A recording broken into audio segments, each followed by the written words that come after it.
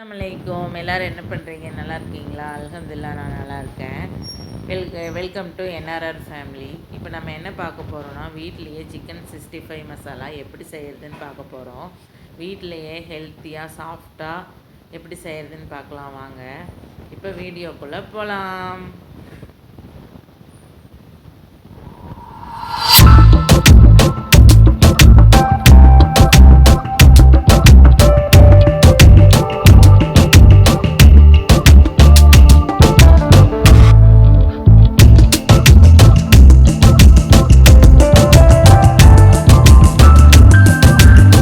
தேவையான பொருள் என்னென்னு பார்க்கலாம்.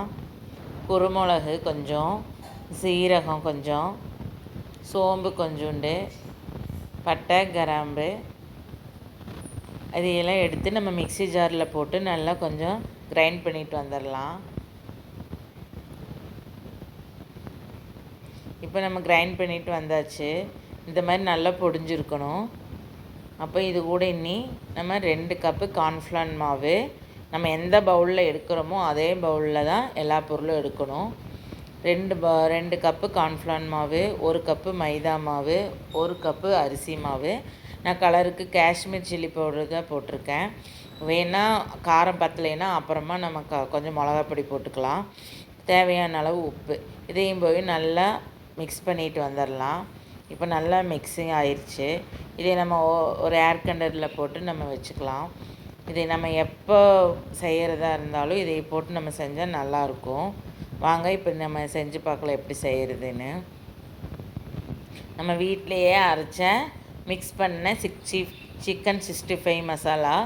இது வந்து நான் வந்து இப்போ 1/2 கிலோ சிக்கன் எடுத்திருக்கேன். இதில் 4 ஸ்பூன் போட்டுக்கலாம். இது கூடயே கொஞ்சம் 2 ஸ்பூன் தயிர், அரை பகுதி லெமனு, கொஞ்சம் லெமன். காரம் பத்தலைன்னா எங்களுக்கு கொஞ்சம் காரம் கம்மியாக இருக்கிறங்காட்டி நாங்கள் கொஞ்சம் காரம் சேர்த்திக்கிறோம். ஏன்னா அது காஷ்மீர் சில்லி பவுடர் போட்டங்காட்டி காரம் அந்த அளவுக்கு கம்மியாக தான் இருக்கும். அதனால் நான் வீட்டு மிளகாப்பொடியை கொஞ்சம் எடுத்து போட்டுக்கிறேன். நல்லா மிக்ஸ் பண்ணி நம்ம வச்சுக்கலாம். இப்போ வந்து நம்ம 1/2 மணி நேரம் இது ஊறட்டும். 1/2 மணி நேரம் இது ஊறினதுக்கப்புறமா நம்ம எடுத்து பொரிச்சிக்கலாம். இப்போ வந்து 1/2 மணி நேரம் கழிஞ்சு எடுத்து பார்க்குறேன், நல்லா ஊறிடுச்சு. இப்போ வாங்க நம்ம பொரிச்சு எடுத்துக்கலாம்.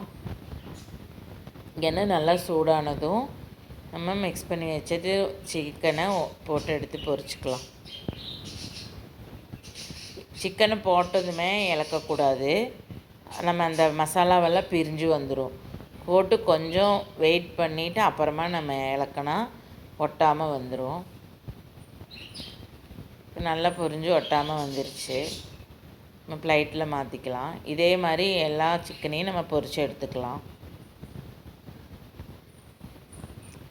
கொஞ்சம் கடைசியில் கருவேப்பிலை மல்லித்தலையும் போட்டு நம்ம பொரித்து எடுத்துக்கலாம். வீட்லேயே செஞ்ச ஹெல்த்தியான சில்லி சிக்கன் 65 சாஃப்டாக குழந்தைகளுக்கு செஞ்சு கொடுங்க, விரும்பி சாப்பிடுவாங்க.